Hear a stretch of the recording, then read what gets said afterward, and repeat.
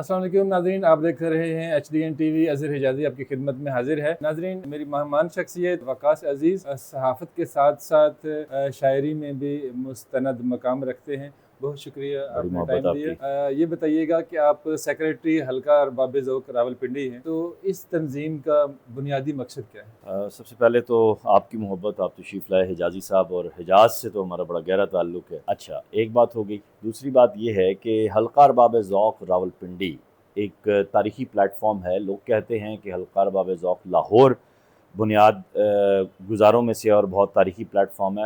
भी बिल्कुल है, हम उसको मानते हैं, हम उसको डिनाई नहीं करते। लेकिन हल्का रावलपिंडी की तारीख़ भी कमोबेश हल्का लाहौर के आस-पास की ही है। उससे कोई इतनी दूर की ये नहीं है। एक तारीख़ी प्लेटफ़ॉर्म है। इसका हर इतवार को इजलास होता है रावलपिंडी आर्ट काउंसिल में, और ये बुनियादी तौर पर तनक़ीदी प्लेटफ़ॉर्म है। ठीक। यहाँ पे आने वाले नौजवान शुअरा की तरबियत सीज़न्ड लोगों के ज़रिए होती है। क्रिटिसिज़म होता है उनकी तख़लीक़ात पे, उनकी गुफ्तगू पे, सवाल जवाब होते हैं। नए ज़हनों की तरबियत कैसे करनी है, सियासी, समाजी, माशरती, अदबी नशो नुमा में ये इदारा जो है, मैं इसे इदारा कहूँगा ना, पूरा किरदार अदा करता है। बुनियादी तौर पर इजलास का डेकोरम ये होता है कि एक सदारत करने वाले सीनियर कुछ शख्सियत होते हैं, चाहे वो अगर शायरी के हवाले से है, अफ़साने के हवाले से है, यानी जो अदब की सिनफ़ है उससे रिलेटेड। और फिर एक शायर जो है, चाहे वो सीनियर है, जूनियर है, वो अपनी गज़ल तनक़ीद के लिए पेश करते हैं। और हल्का अरबाब ज़ौक़ रावलपिंडी का पेज भी मौजूद है, फ़ेसबुक का और टिकटॉक का भी जो है वो अकाउंट मौजूद है। वहाँ पे हर इजलास की कार्रवाई अपलोड भी होती है। और फिर उस तनकीदी नशिस्त का दौरानिया कभी 2 घंटे में जाता है, कभी 3 घंटे में जाता है। और आज के इस वक्त में अहबाब वक्त निकाल कर आते हैं, और सीनियर्स जो हैं बुनियादी तौर पर वो नौजवानों की हौसला अफजाई और उनकी सरपरस्ती के लिए ही अच्छा सर, हल्का अरबाब ज़ौक़ जैसा कि आपने फरमाया कि एक मुस्तनद अदारा है, हैं। लेकिन सुनने में आ रहा है कि एक और हल्का भी वजूद में आ रहा है, इसकी क्या वजह? देखें, ये हल्काए अरबाब ज़ौक़ रावलपिंडी है, वो हल्का है, वो ठीक हलवे है। वाली हे से है। और कुछ बदबख्त और नाहंजार लोग हैं जिनका काम ही शरपसंदी है, जिन्होंने अदब को दुकान बनाया हुआ है। एक ज़मीर फ़रोशी की दुकान है, और वो उस दुकान से कभी बीमारी के नाम पे, कभी मुशायरों के नाम पे, कभी सदारतों के नाम पे उन्होंने लोगों को माजी में भी लूटा, बैठकों के नाम पे लूटा। यहाँ मैं ज़िक्र करना चाहूँगा बड़े भाई अहमद रज़ा राजा साहब का। बुनियादी तौर पर जब वो मैदान अमल में आए तो उन्होंने इन सारे जो जाली दुकानदार हैं इनको लितर पोला करके उनको यहाँ से भगाया, और जुड़वा शहरों के अदीबों ने उनका साथ भी दिया। और हल्का अरबाब ज़ौक़ रावलपिंडी में जो कई सालों से इलेक्शंस नहीं हो रहे थे, बाकायदा इलेक्शन हुए, और फिर राजा साहब सेक्रेटरी आए, और उसके बाद फिर इलेक्शन इस साल हुए तो मैं सेक्रेटरी आया। तो उन दुकानदारों की दुकान जो है बुनियादी तौर पर जब उनसे एक बेसिक प्लेटफॉर्म निकल गया, तो उन्होंने फिर ये इस्लामाबाद की हदूद में आता है, रावलपिंडी की हदूद में नहीं आता। अब ये हल्का अरबाब ज़ौक़ इस्लामाबाद की इंतज़ामिया की और मजलिस आमला की कमज़ोरी है। और मैं हैरान हूँ उन लोगों पे, उन सीनियर्स पे जो यहाँ बैठकर बड़ी बड़ी बातें करते हैं, लेकिन फ़ौरन वहाँ पहुँचे होते हैं। वहाँ 4-5 लोगों से ज़्यादा तो होता कोई नहीं है। अच्छा, वो उसकी सरपरस्ती इन्होंने करवा दी उस शरपसंद आदमी ने, एक हमारे सीनियर हैं उनसे। अब सारी ज़िंदगी उन्होंने खिताबत ही की है, माशाल्लाह, ज़ौर खिताबत और जोश खिताबत उनका बहुत है। ताज़ा उनकी एक किताब आई है, और मेरे ख़्याल से इंतहाई कमज़ोर किताब है। मुझे उन्होंने बारहा कहा कि इसके ऊपर आप लिखें और वो करें, लेकिन वो 2-4 शेर कहीं से उनके हो गए वायरल किसी ज़माने में, तो वो ये समझ रहे थे वो सब। तो वैसे भी वो नज़र न्याज के साथ उनका काम चलता है, तो अदब तो नज़र न्याज के साथ नहीं चलता। इस वजह से उन्होंने समझा कि चलो नजर न्याज़ें यहाँ भी कर लें। वो ज़रूर करते, हम उनका साथ देते। रावलपिंडी भी और इस्लामाबाद उनके शाना बशाना खड़ा होता अगर वो हमें एतमाद में लेते, अगर वो पॉजिटिव लोगों को साथ रखते। उन्होंने रह के शहर का एक बदबूदार और गलीज़ किरदार अपने साथ मिलाया, और जिसके हाथ से कभी किसी को खैर नहीं हुई, शर ही है, और वो टाउट है बाकायदा। मुख्तलिफ जगहों पर मुखबरियाँ करने के भी उसे पैसे मिलते हैं, ठीक है, मुकम्मल टाउट है। और मुझे तो हैरानी हुई, कुछ इदारों में मैं बैठा हुआ था तो वहाँ पे हज़रत साहब के बारे में बड़ी गोशमाली हो रही थी, और पता चला कि वो तो शुअरा, मिसाल के तौर पर मैं हूँ यहाँ आपके पास बैठा हूँ, तो मेरे बारे में हज़रत साहब ने ऐसी ऐसी बातें फैलाई हुई थी जो मुझे पता ही नहीं थी। हाँ, और अभी हाल ही में कश्मीर के हवाले से मेरा स्टैंस सामने आया है, उसमें भी कश्मीरी शुअरा और बिलखुसूस 1-2 ख़वातीन शायरात हैं, उनको बड़ी लंबी लंबी उन्होंने मेरे बारे में गुफ्तगू फरमाई है। तो ये बात कुछ ज़्यादा हो गई, लेकिन यही कहूँगा कि गटर जहाँ पे भी होगा ना, अगर उसके ऊपर से ढक्कन नहीं होगा तो बदबू ही फैलाएगा। अच्छा सर, मौजूदा अदबी फ़ज़ा के बारे में क्या कहते हैं? हाँ, बड़ा अहम सवाल है आपका। मौजूदा अदबी फ़ज़ा की अगर बात की जाए तो पाकिस्तान में इस वक्त जो नई गज़ल है, मैं समझता हूँ कि 80 की दहाई के जो शुअरा हैं, जिनमें अब्बास ताबिश हैं, जिसमें फ़रत अब्बास शाह हैं, जिसमें इनके साथ के एक दो चार लोग और हैं, इन्होंने बहुत ज़्यादा नेगेटिविटी फैलाई और इन्होंने गज़ल के मैदान में जो कुछ किया वो सबके सामने है।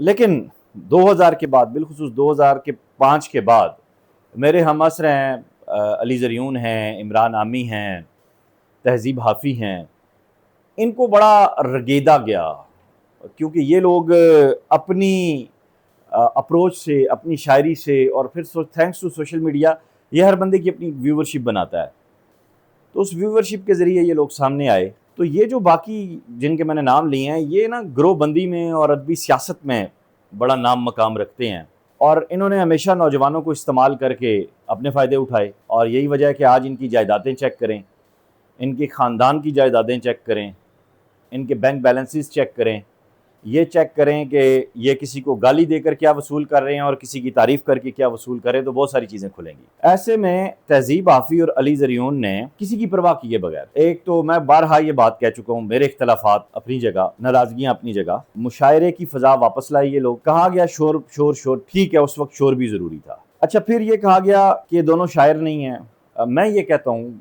बड़े वसूख से ये मैं कहता हूँ कि अली ज़रियून और हाफ़ी दोनों बहुत अच्छे शायर हैं, बहुत अच्छे गज़ल गो हैं। और मौजूदा अदबी फ़ज़ा की आपने बात की, तो जहाँ अली ज़रियून की गज़ल में आपको क्लासिकियत और तगज़्ज़ुल का रिचाव नुमायाँ नज़र आता है, वो गज़ल जो उनकी ब्याज़ में है अभी, वो ये, मैं उस गज़ल की बात नहीं कर रहा जो मुशायरे में पढ़ रहे हैं, जैसे ए के अंदर एल डाल के हमने आई करके अली को, ए आई को अली कर दिया, इसलिए ए आई हमारा कुछ नहीं बिगाड़ सकता। ये बांदर तमाशी उस बेचारे की मजबूरी है क्योंकि रोज़ी रोटी उसकी यहाँ से लगी हुई है। अच्छा, दूसरी बात रह गई तहज़ीब हाफ़ी की, तो उसकी जो गज़ल है उसमें रिवायत के साथ जदीद उसके अपने मज़ामीन और बात मौजूद है, तबाज़ात जिसको कहते हैं। अब वो जो शहवानी अंदाज़ इस्तेमाल करता है तो वो उसका भी बांदर तमाशा है, उसकी भी रोज़ी रोटी लगी हुई है। ऐसे में कुछ शुअरा हैं जो सबसे हट कर अच्छी शायरी कर रहे हैं, जिसमें सईद शारिक है, इमरान आमी है, तो इमरान आमी का अपना मिजाज है, वो उसको साथ लेकर चल रहा है और उसके यहाँ भी हमें जदीद और कदीम दोनों का तालमेल मिलता है। सईद शारिक है, उसकी अपनी बिल्कुल कुल्लियतन अलग फ़ज़ा है और उस फ़ज़ा को साथ लेकर चल रहा है। अहमद रज़ा राजा हैं, तो राजा साहब का जो मिजाज है वो रोमानवियत से लबरेज़ है। अब मैं नाम क्या क्या लूँ, मुझे फिर बहुत सारे सरफराज जाहिद हैं, उनका नाम, वो बहुत ही ताज़ा और बहुत मुनफरिद शायर हैं। अहमद वक़ास हैं कोयटा से, वो बहुत अच्छी गज़ल कह रहे हैं और बड़ी डिफरेंट गज़ल कह रहे हैं। इसी तरह कराची से काशिफ हुसैन गायर या हमारे रमज़ी आसिम हैं, शबीर नाजिश हैं, लाहौर से शबीर हसन हैं, अब ज़हीर मुफ्ती गज़ल कह रहे हैं, ज़हीर मुफ्ती बड़ी अच्छी गज़ल कह रहे हैं, इकराम आरफी तो एक नाम है। इसी तरह हम केपी में चले जाएँ तो खुशहाल नाजिर बड़ी अच्छी वहाँ पे नज़्म कह रहे हैं, उसामा हैं वहाँ पे नौजवान शुअरा में, नक़ाद में नज़ीर सागर हैं। तो अगर मजमूई तौर पे देखा जाए और अफसाने में अगर देखें तो हफीज़ तबस्सुम हैं, फिर उस्मान आलम हैं यहाँ पे, फिर ख़वातीन भी बहुत अच्छा उसमें कंट्रीब्यूट कर रही हैं, बहुत अच्छा लिखने वाली ख़वातीन मौजूद हैं। तो अगर मजमूई फ़ज़ा को देखा जाए तो तख्लीक हो रही है, लेकिन ऐसे में तनकीद नहीं है। दूसरों को बुरा कहने वाला नक्काद, जब मैंने उनकी तनकीद पढ़ी तो उसके अपने कोई पैर नहीं थे। पाकिस्तानी नक्काद का सबसे बड़ा मसला ये है कि वो मगरिब से मुतासिर है, वो मगरबी नज़रियात से मुतासिर है। वो अपनी गज़ल पे, गज़ल जो खासा है अरब व अजम का, फ़ारिस का, उसकी बुनियाद वहाँ से उठनी चाहिए थी, उसके नक़्द की, उसकी बजाय वो घुसता है जाके मगरिब की गोद में। अख्तर उस्मान ने कुछ काम किया है, वल्लाह आलम वो कब छपेगा, मुझे उसका बहुत इंतज़ार है। अच्छा सर, एक शायर और अदीब जो है वो माशरे का अमीन होता है, माशरे की अक़दार का अमीन होते हैं, आप इसको कैसा देखते हैं और इस पे क्या कहेंगे? शायर मुआशरे की आँख होता है, अदीब मुआशरे की आँख होता है और अफ़सोस के साथ आज ये आँख धुंधली हो चुकी है। उस धुंधलेपन में जिस्मों की जगह पैसे ने ले ली है और शोहरत की हवस ने ले ली है, मुशायरों की मार धाड़ ने ले ली है सोशल मीडिया की रील्स ने ले ली है। मेरे साथ के लोग, मेरे बाद के लोग पढ़ते बिल्कुल नहीं हैं। मैं एक बात आपको कहूँ कि मेरे नज़दीक बतौर अदीब मेरा तजुर्बा ये कहता है कि एक शायर के लिए किताब और औरत दोनों PDF में हराम है, क्योंकि ये इन दोनों का लम्स ही एक तख्लीक कार की तख्लीकियत को महमेज़ लगाता है, उसकी परतें खोलता है। अब PDF के अंदर आपको क्या पता कि ये क्या है और क्या नहीं है। ठीक है, किताब PDF में आना अच्छी बात है, लेकिन जो मश्क आपने करनी है, जो मिसरों को डी कोड आपने करना, आज के किसी आप शायर से पूछेंगे मिसरे को डी कोड कैसे करते हैं, अगर कोई बता जाए तो मैं उसकी शागिर्दी इख्तियार करूँगा। अच्छा सर, हुकूमती इदारे भी मौजूद हैं यहाँ पे, अकादमी अदबियात है, इदारा फ़रोग़ ज़ुबान व अदब है, तो ये जो मज़ीद कुछ इदारे हैं हुकूमती सरपरस्ती में ये किस हद तक अपना काम कर रहे हैं, क्या कोई काम नहीं कर रहे। अगर काम कर रहे होते तो इंडियन शुअरा को आलमी अवार्ड्स ना मिलते। इकबाल जैसा फ़िलासफ़र, इकबाल जैसा बड़ा आदमी, शायर दुनिया में आम सतहों पे तो डिस्कस होता है, लेकिन किसी बड़े अवार्ड के लिए नहीं जाता।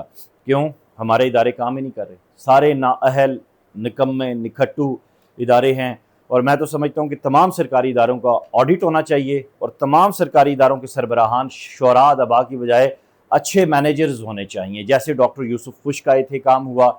जैसे डॉक्टर इनामुल हक जावेद आए थे, काम हुआ।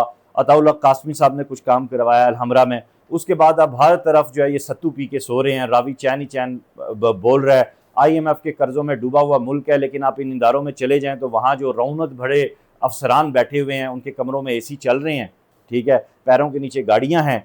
मैं तो कहता हूँ कि इन तमाम सरकारी इदारों में से ना, इन तमाम अदबी जो शख्सियात हैं, मासवाए एक मैगज़ीन के अलावा और एडिटोरियल बोर्ड के अलावा तमाम मैनेजरियल जो पोस्ट्स हैं उनके ऊपर जो है वो मैनेजमेंट के लोग ला के बिठाने चाहिए, ताकि ये इदारे काम करें।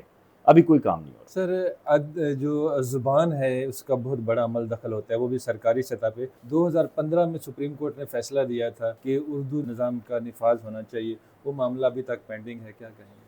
आपकी सरकारी इस्टेब्लिशमेंट जो है, आपकी सिविल इस्टेब्लिशमेंट जो है, जब वो चाहेगी तब इसका निफाज हो जाएगा। उसमें इदारा नफाज उर्दू बेचारा क्या करे? उनका सेक्रेटरी भी तो वही है जिसे गिट पिट बहुत पसंद है। तो इसमें एक आम आदमी क्या करे या एक सरकारी इदारा क्या करे? सुप्रीम कोर्ट का काम है ऑर्डर जारी कर देना। कितने ऑर्डर जारी होते हैं जिनके ऊपर अमल होता है, मुझे ये बताएं। और कोई चांस है कि आप नहीं, मैं स्ट्रेट फॉरवर्ड आदमी हूँ, मुझे नहीं लगता कि ऐसा होगा, क्योंकि हम बाशऊर कौम नहीं हैं, हम बाज़मीर कौम नहीं हैं। अगर हम बाशऊर और बाज़मीर कौम हों तो चाइना हमारे बाद, टर्की, जापान, हमारे बाद की जितने भी ममालिक, मतलब जिन्होंने इन ज़ुबानों को, अपने मामलात को अपने साथ जोड़ा और कौमी सतह पे आगे बढ़े, आज वो कहाँ खड़े हैं और हम कहाँ खड़े हैं? वो खड़े हैं और हम बड़े हैं, ये चक्कर है। अच्छा सर, बतौर शायर अदीब अपने जो बाद में आने वाले दोस्त अहबाब हैं उन्हें क्या पैगाम दें? पढ़ें, ज़्यादा से ज़्यादा पढ़ें, मुतालिया करें, मश्क करें, लोगों के पॉकेट्स और अंडरवेयर्स में मत घुसें, अपने गिरबान के अंदर झांकें और अपना पढ़ें, अपने तजुर्बे को सामने लाएं, किसी के कहे हुए को चगलने की कोशिश ना करें। सर बहुत शुक्रिया। नाज़रीन, आज का प्रोग्राम आपको कैसा लगा? अपनी राय से ज़रूर आगाह कीजिएगा। अपना बहुत सा ख्याल रखिएगा। पाकिस्तान जिंदाबाद। Thank you.